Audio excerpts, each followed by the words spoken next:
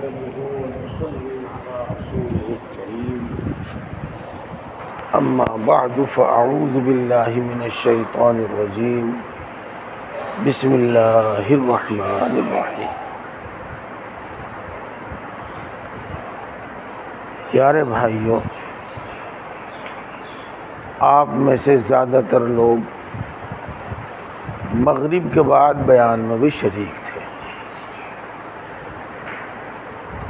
اس وقت میں نے بتلایا تھا کہ اب تو بات ہوئی ہے ترغیب اور شوق پیدا کرنے والی، اور ترغیب اور شوق اس لیے پیدا کیا جاتا ہے تاکہ ہم اعمال پر لگ جاویں، اعمال میں لگ جاویں، اس لیے پیدا کیا جاتا ہے۔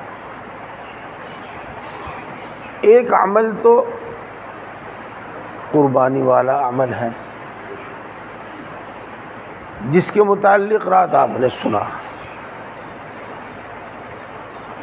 اور ایک ہمیشہ کا 12 مہینے کا عمل ہے۔ اس وقت میں آپ کو روزانہ کے اور ہمیشہ کے عمل کے بارے میں بتلاتا ہوں۔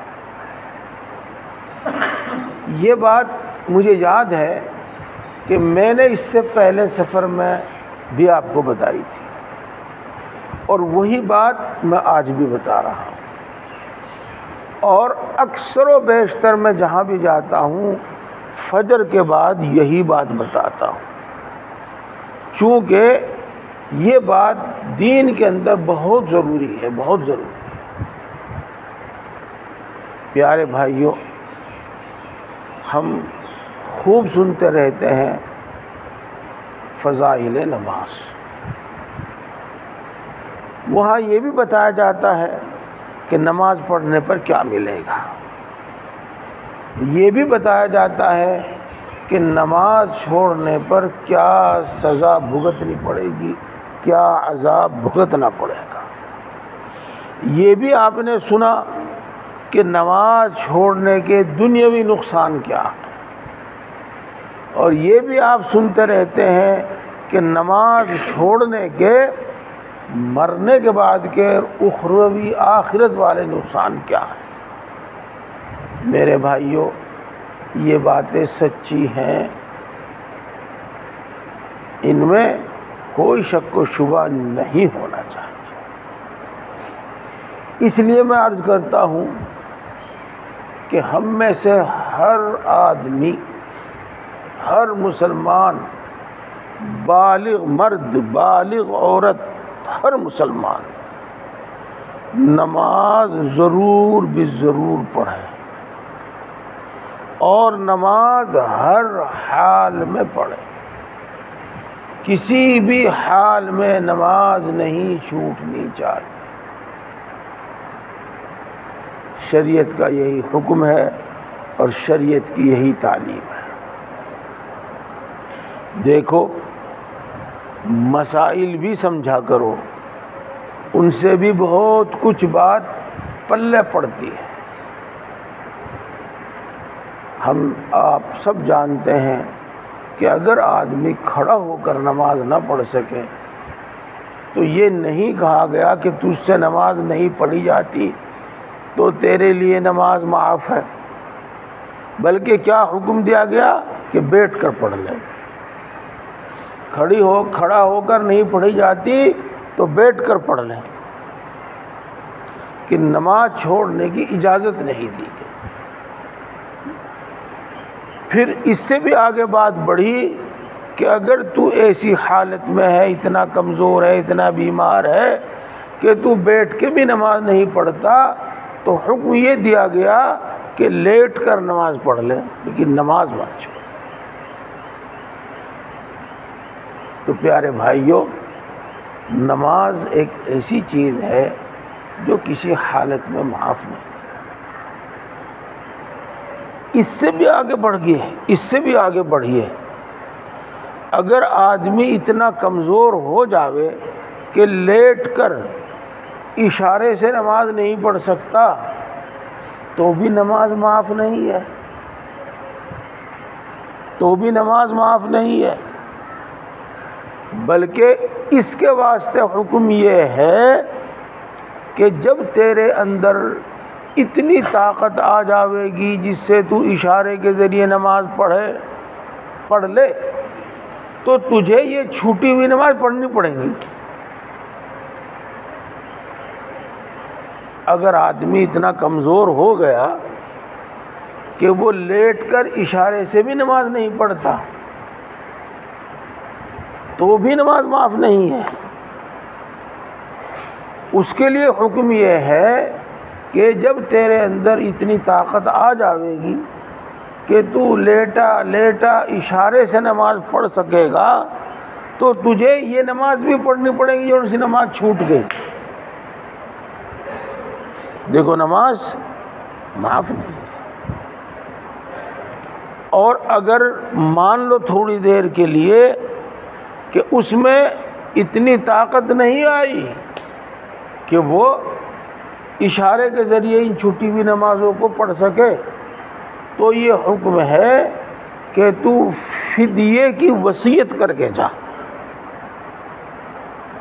یہ الفاظ جو میں نے بولے ہیں یہ سنو اور ان کو یاد رکھو، ضرورت کے وقت یہی بولو، اور کتابوں میں لکھے ہوئے ہیں تو ان کو سمجھو۔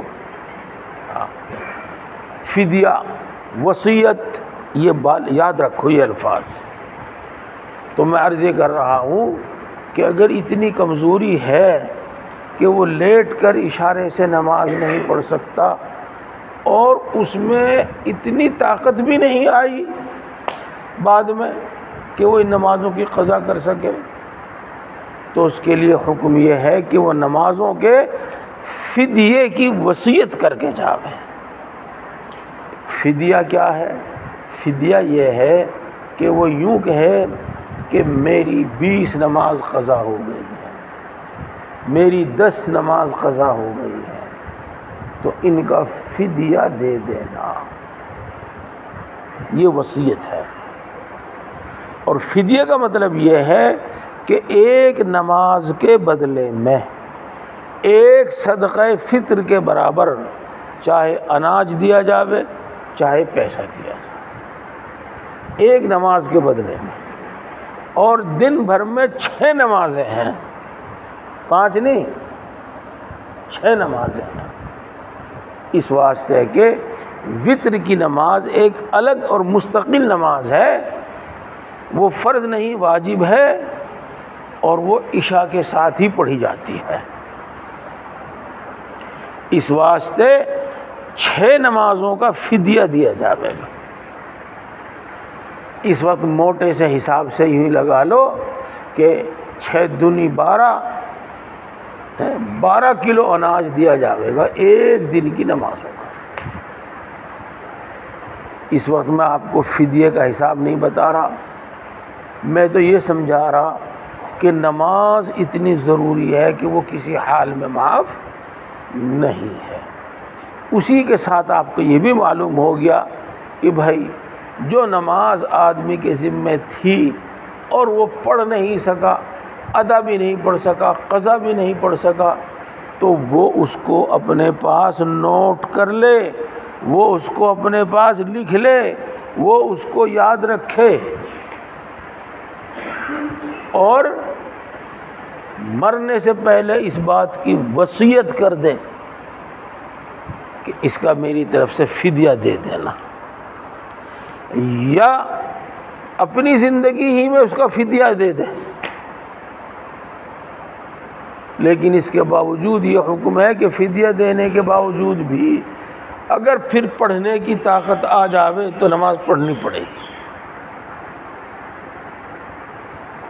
چلو میرے بھائیوں، ایک بات آ گئی وصیت کی اور بات آ گئی فدیے کی، تو میں اس سے متعلق ایک بات اور بتا دوں۔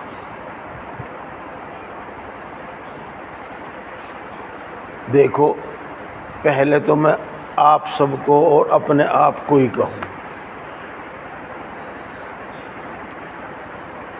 کہ کسی کا حق لے کر اس دنیا سے مت جانا،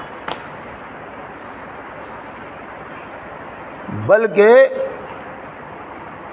اپنی زندگی ہی میں اپنے جیتے جی ہی ہر ایک کا حق ادا کر دینا۔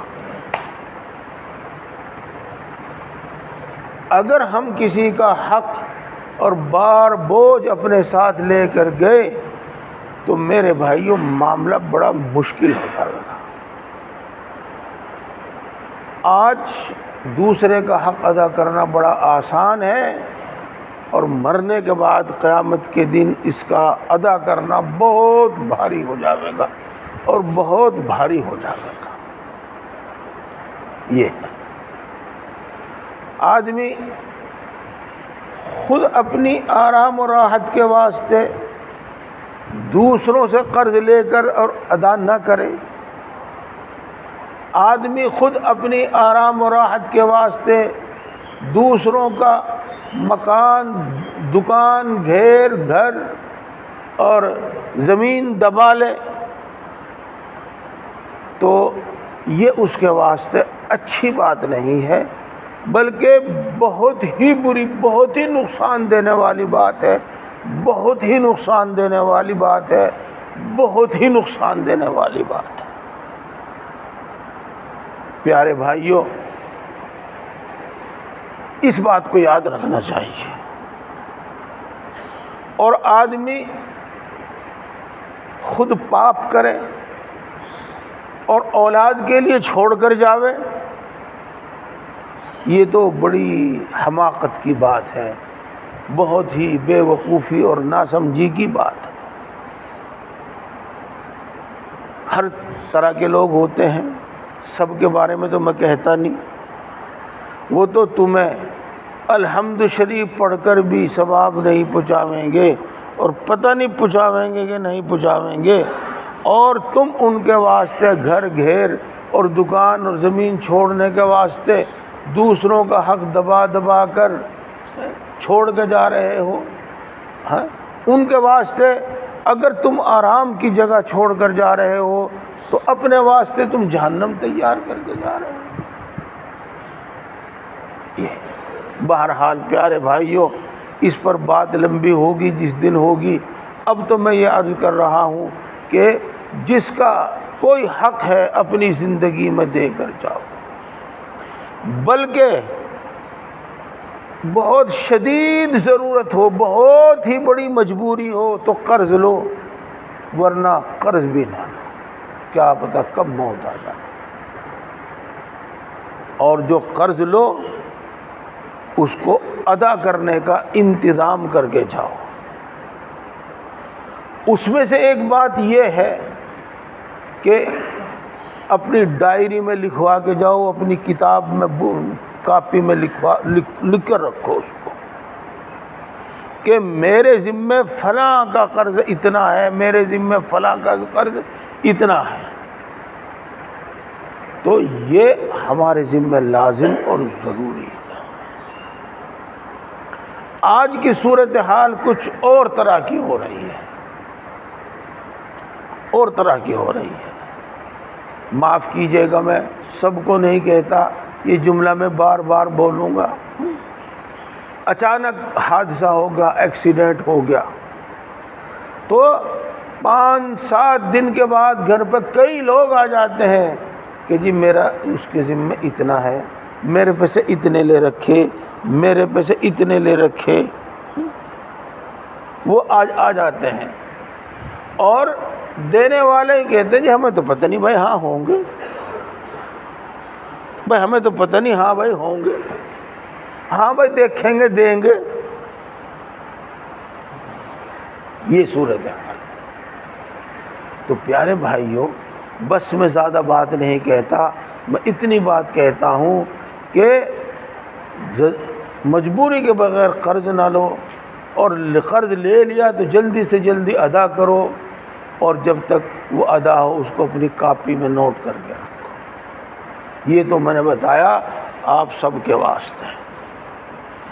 اور اب میں کہتا ہوں بیٹوں کو خطاب کر کے، جو تم ساری زمین جائیداد پر قبضہ کر کے بیٹھ جاتے ہو، اور جو تم مکان پر، بیٹھک پر، دکان پر، ساری چیزوں پر قبضہ کر کے بیٹھ جاتے ہو، یہ درست نہیں ہے،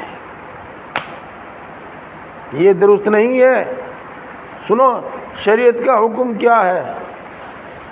شریعت کا حکم یہ ہے کہ سب سے پہلے اس کا قرض ادا کرو جس کا قرضہ مرنے والے کے ذمہ ہے، اور اگر اس نے کہیں اللہ کی راہ میں خرچ کرنے کے واسطے کہہ رکھا، اسی کو وصیت کہتے ہیں، تو پہلے وہ ادا کرو، وہ کام کرو پہلے۔ قرضہ ادا کرنے کے بعد اور اس نے جو وصیت کر رکھی ہے وہ وصیت پوری کرنے کے بعد پھر تمہارا حق بیٹھتا ہے، پھر تم اسے بانٹ سکتے ہو۔ اور جب تک تم مرنے والے کا قرضہ ادا نہ کر دو، چاہے اس میں سارا مال چلا جاوے، اور جب تک تم اس کی وصیت پوری نہ کر دو، اس وقت تک تمہارے واسطے اس کا بانٹنا، اس پر قبضہ کرنا جائز نہیں ہے۔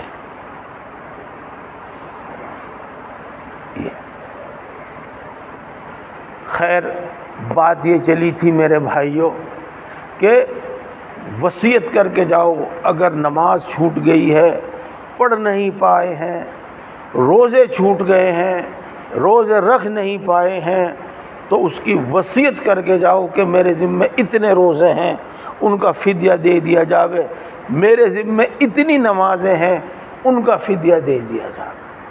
یہاں پر بھی وہی بات ہے جو میں آپ کو بتا چکا ہوں کہ جب آپ وصیت کر دیں گے تو آپ کے وارثوں کے ذمے لازم ہوگا کہ پہلے وہ وصیت پوری کریں مرنے والے کی، اور پھر بانٹے جو کچھ بانٹنا ہے۔ بلکہ یہاں تک بات ہے کہ اگر ہم وصیت کر کے چاہیں گے تو پھر وارث اگر اس وصیت کو پوری نہیں کریں گے تو وہ گناہ گار ہوں گے اور ہم گناہ گار نہیں۔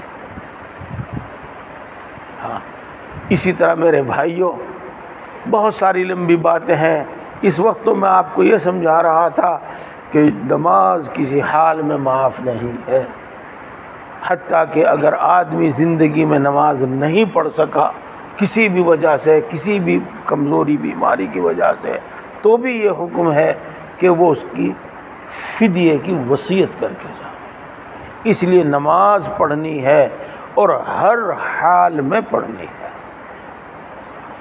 جیسا کہ ہم سنتے ہیں کتابوں میں کہ مسجد میں پڑھنی ہے، جماعت کے ساتھ پڑھنی ہے، تکبیر اولیٰ کے ساتھ پڑھنی ہے، تو پیارے بھائیوں اس کی کوشش کرو، اس کی کوشش کرو۔ دیکھو ایک بات اور سنو دھیان سے، درمیان درمیان میں ایسی بات آ جاتی ہے، ہم اللہ پر بھروسہ رکھتے ہیں اور کہتے ہیں اللہ مالک ہے، جو اللہ چاہے گا وہ ہوگا، لیکن معاف کیجئے ہم یہ صرف زبان سے کہتے ہیں، دل میں نہیں ہوتا، دل میں نہیں ہوتا۔ ہاں، اگر ہمارے دل میں ایسا ہوتا کہ بھئی روزی پہنچانے والا اللہ ہے تو ہم کام کاج چھوڑ کر نماز پڑھتے، ہم یہ نہ سوچتے کہ نماز پڑھنے کی وجہ سے کام کا حرج ہو جائے گا۔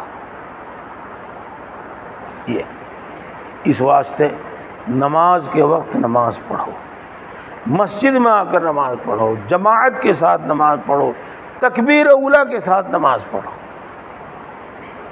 وہ بات الگ ہے کہ بھائی اگر جماعت سے نہیں پڑھ سکے تو بغیر جماعت کے پڑھو، معاف پھر بھی نہیں ہے، اور مسجد میں نہیں پڑھ سکے تو جہاں ہو، گھر پہ، دکان پہ، کھیت میں، وہاں پڑھو۔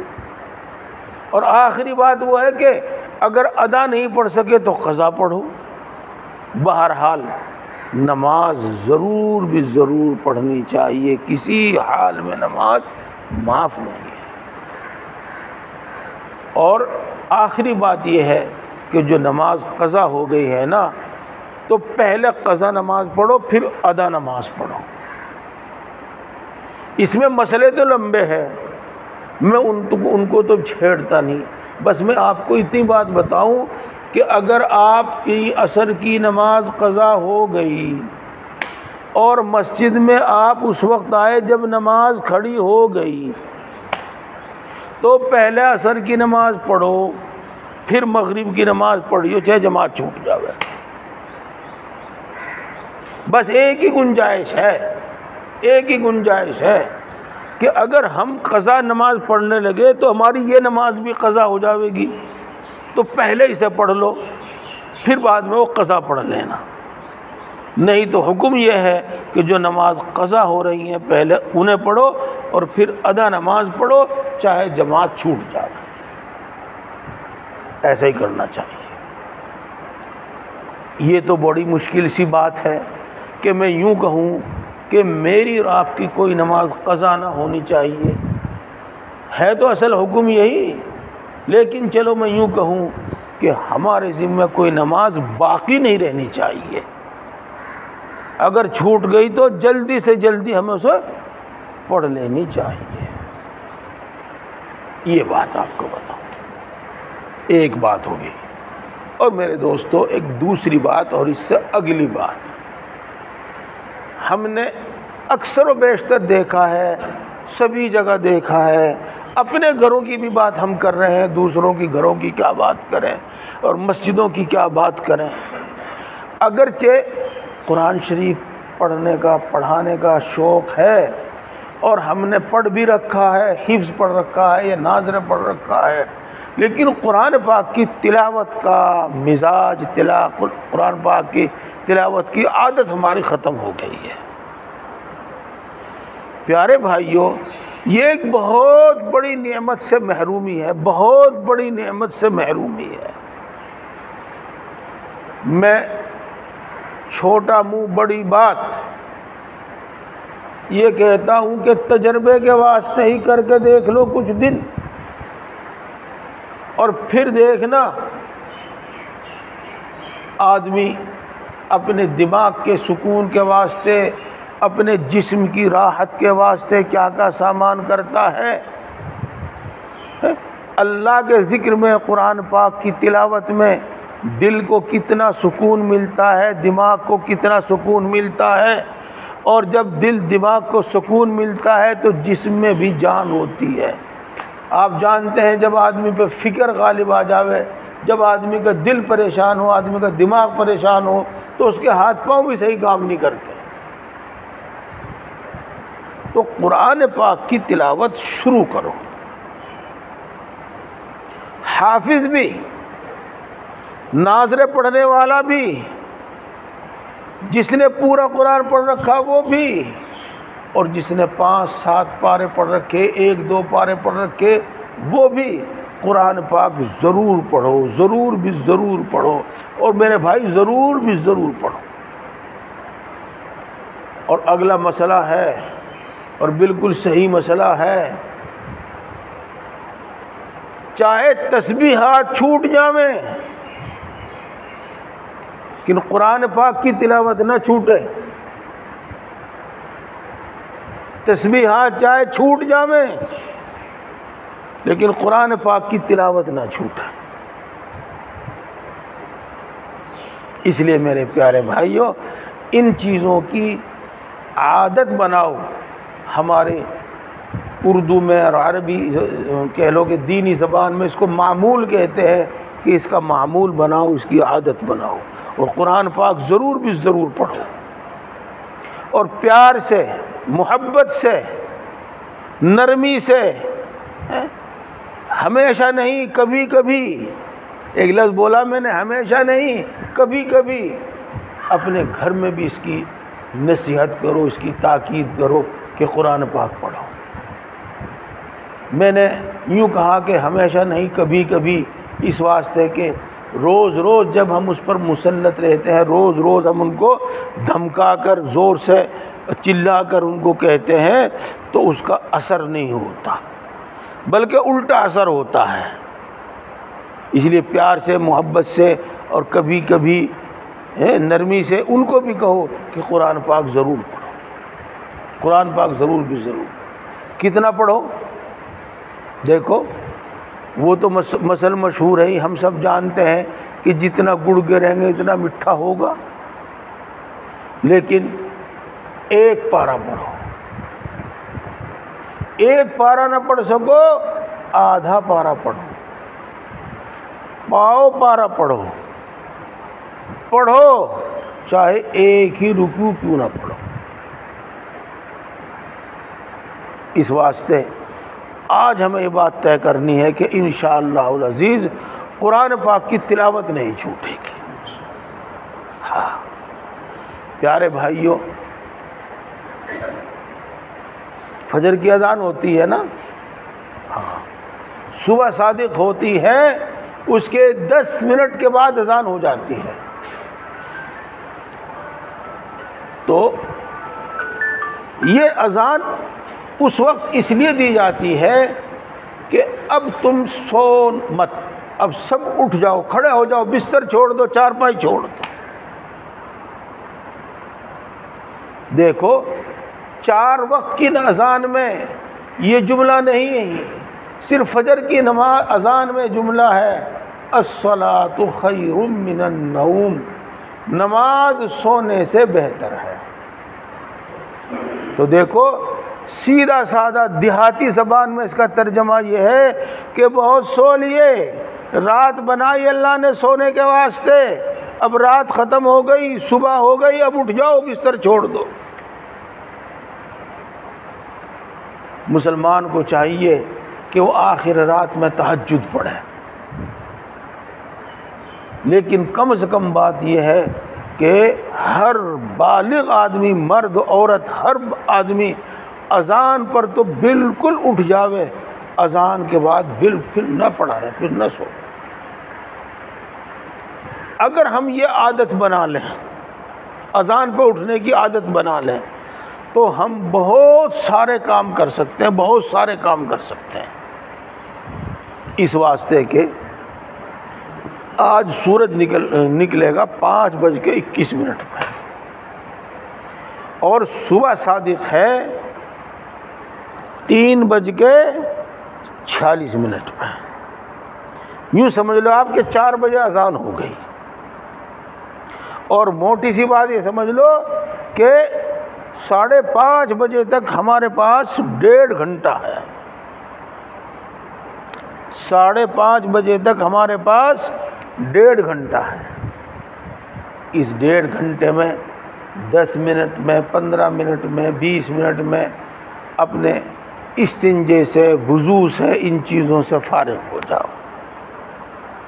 5 منٹ میں تو، 10 منٹ میں تو، جتنا بھی وقت لگے ان سے فارغ ہو جاؤ، اور فارغ ہو کے بالکل آپ سیدھے اپنی مسجد میں آ جاؤ۔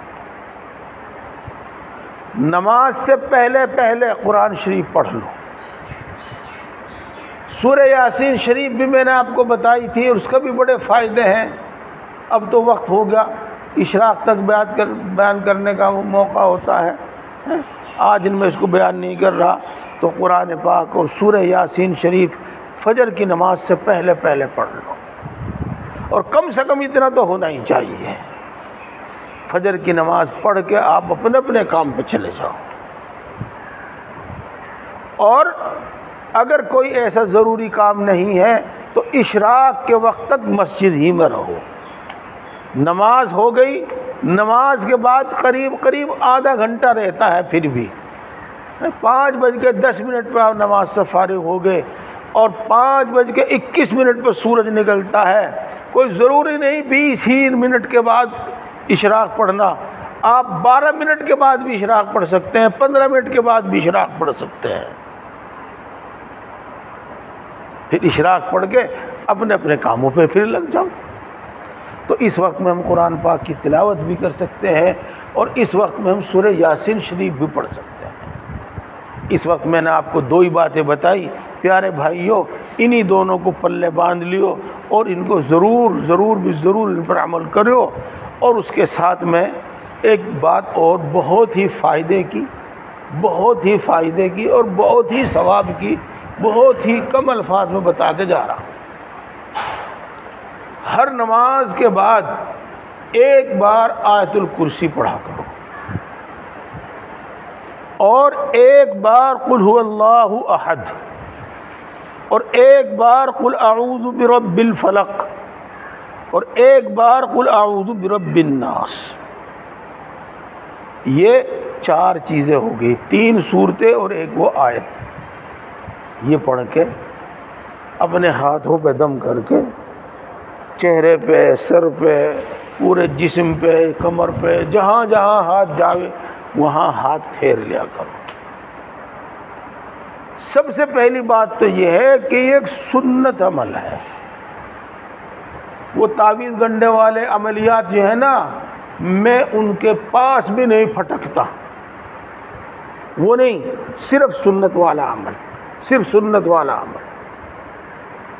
تو آیت الکرسی، قل هو اللہ احد، قل اعوذ برب الفلق، قل اعوذ برب الناس، 3 سورتیں اور ایک وہ آیت پڑھ کے ہاتھ پہ دم کر کے اپنے پورے جسم پہ پھیر لیا کرو. جہاں پھونک مار سکتے ہو پھونک مار لیا کرو. اس کا بہت بڑا فائدہ ہے. کتنا بڑا فائدہ ہے؟ رسول اللہ صلی اللہ علیہ وسلم کے دشمن بہت تھے، اور آپ ان سب سے حفاظت کے واسطے بہت ساری دعائیں پڑھا کرتے تھے. جب یہ صورت نازل ہوئی قل هو اللہ احد، قل اعوذ برب الفلق، قل اعوذ برب الناس، تو آپ نے اور دوسری دعائیں چھوڑ دی اور ان صورتوں کو نمازوں کے بعد پڑھنے کا حکم دیا. تو پہلی بات، سب سے پہلی بات، دشمنوں سے حفاظت ہے. دشمن جو بھی کر سکتا ہے، وہ آمنے سامنے کا مقابلہ کرے گا تو اس سے بھی حفاظت ہے. وہ پیٹھ پیچھے جادو ٹونا ٹوٹکا کرے، اس سے بھی حفاظت ہے. تو جادو ٹونا ٹوٹکا، بری نظر، ان سب سے اس میں حفاظت ہے. بہت ساری بیماریوں سے حفاظت ہے اور دشمنوں سے حفاظت ہے. اور سب سے بڑی بات جو میں نے بتائی کہ سنت ہے رسول اللہ صلی اللہ علیہ وسلم کا عمل ہے، آپ کی عادت شریفہ ہے، اور امت کو اس کا حکم دیا ہے. اگر ہم اطمینان سے بیٹھ کے پڑھ لیں اور یہ کام کر کے ہی مسجد میں سے اٹھ کے چلیں، بڑی اچھی بات ہے. بڑے سکون سے دھیان ایک طرف لگ کے کام پورا ہو جاتا ہے. اور اگر کوئی کام ہے، جلدی ہے، تو ہم چلتے چلتے بھی ان کو پڑھ سکتے ہیں، چلتے چلتے بھی ان کو پڑھ سکتے ہیں. یہ اور پیارے بھائیوں، یہی ایک عمل اور بھی ہے، اور رسول اللہ صلی اللہ علیہ وسلم کا عمل ہے. اور حضرت عائشہ رضی اللہ تعالی عنہ فرماتی ہیں کہ آپ یہ عمل کیے بغیر کبھی نہیں سوتے تھے. کیا عمل ہے؟ ہاں، بستر پر لیٹ جاؤ تو ایک بار قل هو اللہ پڑھو، پھر ایک بار قل اعوذ برب الفلق پڑھو، پھر ایک بار قل اعوذ برب الناس پڑھو. یہ تینوں صورتیں پڑھ لی، پھر ہاتھ پہ دم کر کے پورے جسم پہ پھیر لو جہاں جہاں تک ہاتھ جاؤ، اور یہ عمل 3 بار کرو. اس کے بعد پھر آیت الکرسی پڑھو، اور اس کے بعد پھر یاد جو کر سکے وہ یاد کر لے. جن کے یاد ہے ان کے تو یاد ہے ہی، اور جو یاد بھی نہ کر سکے چلو وہ اسے رہنے دیں. سورہ بقرہ کی آخری آیتیں ہیں آمن الرسول بما انزل الیہ من ربہ والمؤمنون، یہاں سے سورت کے ختم تک. اور یہ چیزیں پڑھ کے پھر آپ نے اپنے اوپر تو دم کر لیا، اپنے بال بچوں پہ بھی دم کر دو، اور جہاں ہو وہیں سے تصور کر کے، دھیان کر کے وہیں سے پھونک مار دو. آپ اپنے بستر پر لیٹے ہوئے ہیں لیکن اپنے پورے مکان کا تصور اور دھیان کر کے دروازے سے لے کر چھت تک اور سامنے سے لے کر پیچھے تک پھونک مار دو. انشاءاللہ العزیز سب چیزوں سے حفاظت رہے گی جو جو میں نے آپ کو بتائی ہے. آج دوسری بہت ساری بیماریوں میں سے ایک بیماری ہمارے اندر یہ ہے اور عام ہوتی جا رہی ہے. عام جہاں جہاں تک ہمیں وہم و گمان بھی نہیں تھا وہاں تک یہ بات پہنچی ہے کہ جی کسی نے کروا دیا، وہ تو جادو کا اثر ہے، اس میں تو اوپرے کا اثر ہے۔ یہ پیارے بھائیوں، پہلے تو میں آپ کو بتاؤں کہ یہ 1000 میں سے 999 وہم ہے، اور جو آدمی اس وہم میں پڑ گیا نا وہ کبھی ٹھیک نہیں ہو سکتا زندگی میں کوئی انسان اس کو ٹھیک نہیں کر سکتا، نہ کوئی حضرت جی ٹھیک کر سکتا، نہ کوئی مولوی ٹھیک کر سکتا، اور نہ کوئی ڈاکٹر اور حکیم صحیح کر سکتا اس کو۔ پہلی بات تو یہ مان لو۔ اور اس وہم سے بچنے کا علاج یہ ہے جو میں نے آپ کو بتایا کہ اس میں آیت الکرسی کی خاصیت یہ ہے، خاص طور سے جنات سے حفاظت اور چوری چکاری سے حفاظت۔ میں آپ کو بخاری شریف کے قصے سناتا لیکن بس وہ وقت نہیں ہو پاتا۔ یہ جب آدمی ان چیزوں کو پڑھے گا انشاءاللہ اس کا یہ اثر ہوگا، اور طبیعت میں اس کی یہ بات ہوگی کہ میں تو فلاں صورتیں پڑھتا ہوں، اور یہ صورتیں جو شخص پڑھتا ہے اس پر تو جادو ٹونے ٹوٹکے کا اثر نہیں ہوتا، اس پر اوپرے کا جنات کا اثر نہیں ہوتا، تو اس وہم سے بھی بچ جائیں گے، اور انشاءاللہ العزیز سچ مچ حقیقت میں اس کی حفاظت بھی، ان سب چیزوں سے حفاظت بھی ہوگی۔ تو میں نے آج آپ کو 3 بات بتائی، 3 کہہ لو یا 4 کہہ لو۔ ایک تو نماز، اور دوسرے قرآن پاک کی تلاوت، اور تیسرے نمازوں کے بعد ایک آیت الکرسی اور یہ 3 سورتیں، اور اسی طریقے سے سونے کے بعد سونے کے وقت کا یہ عمل بتایا، یہ بات۔ اور ایک بات اس کے ساتھ اور سنو میرے دوستوں، کیا اگر کوئی آدمی 100 کماوے اور 150 خرچ کرے تو بتاؤ اس کا انجام اور نتیجہ کیا ہوگا؟ بربادی کے سوا کچھ اور تو نہیں ہونے کا؟ ہاں پکی بات ہے، ڈانگر ڈور زمین جائیداد اور مکان بکنے کا نمبر آئے گا، یہ پکی بات ہے۔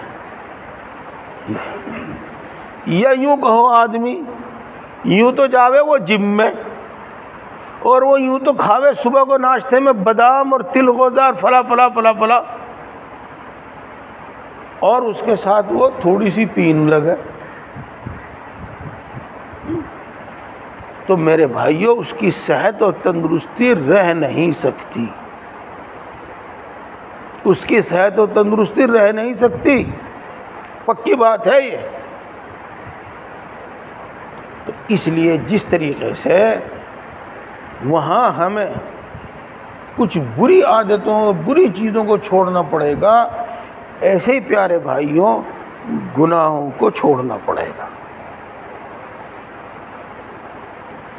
اگر آدمی یوں سوچے کہ دین دنیا کے فائدے مجھے ملیں تو گناہوں کو چھوڑنا پڑے گا۔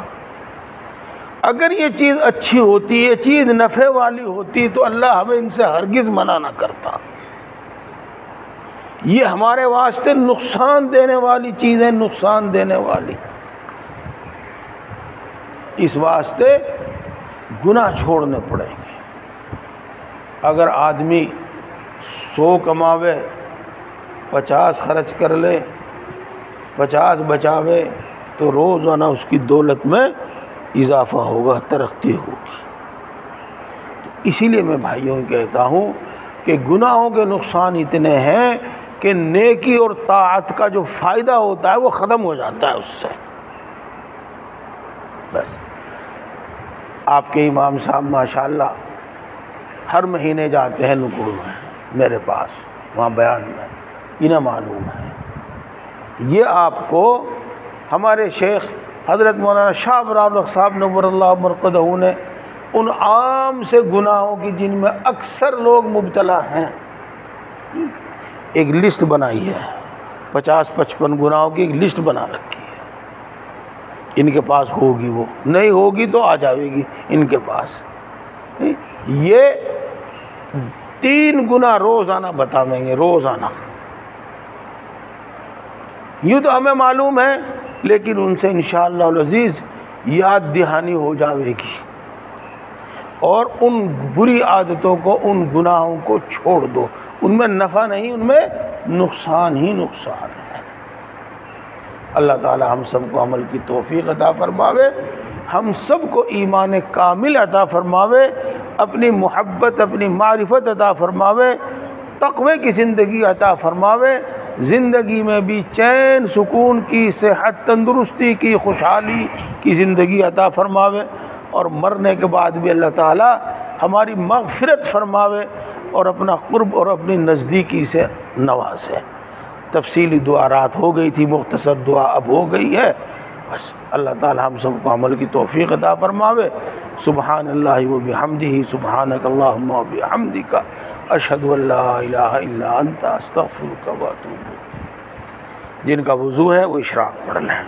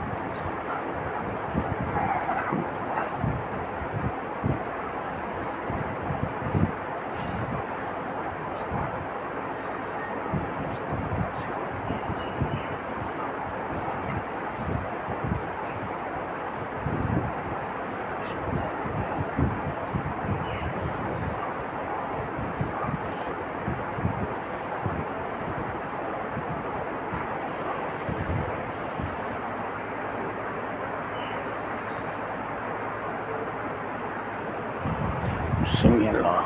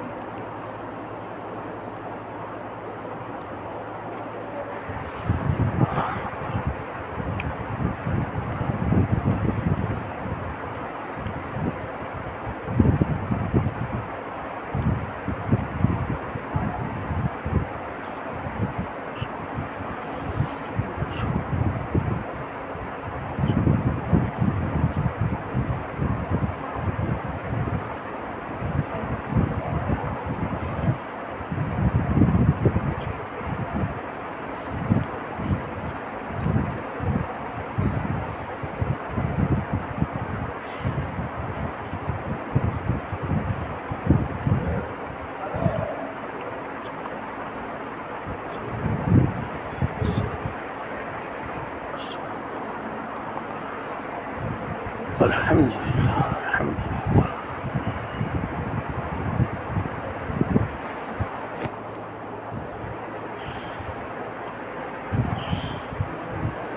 السلام علیکم. السلام. خیریت سے ہیں؟ جی ماشاء اللہ. السلام علیکم. جی ضرور انشاءاللہ. اللہ شفا عطا فرمائے. آئیے تشریف لائیے.